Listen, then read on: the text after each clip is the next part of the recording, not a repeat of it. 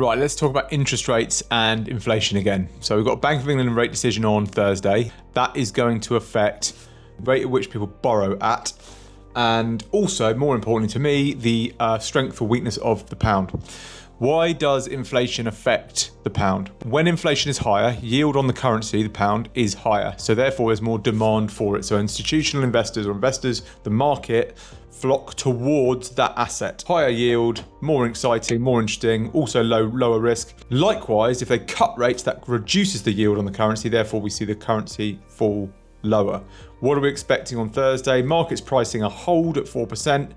Although we saw inflation lower at 3.8 at last reading, forecast at 4%, came out lower. So therefore, the economic theory is that the Bank of England will actually cut rates. Why would they cut rates? Well, when inflation falls, you want to be able to control and manipulate the market. You want spending to increase. The only way to get people to spend money, very bluntly, is to reduce interest they're making on holding the cash. Also, when the price of goods, which is tracked by inflation, is lower, people are more likely to go and spend, and therefore we see inflation grow or go higher again. What do I think is going to happen on Thursday? I think they're going to hold because 3.8 isn't low. Even though it's lower than forecast, it's not low. I think the interest rates will be held at 4% in anticipation for a December rate cut. The other reason I don't think they'll cut is there isn't an economic reason to do so.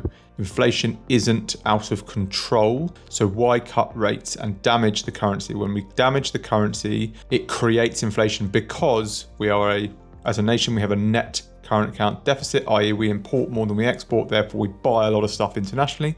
So if we cut rates and we weaken the pound, the cost of goods imported goes up, and that filters down to the consumer, us. Therefore, inflation also can tend to go higher. So they're going to want to keep that under control too, certainly for the near term.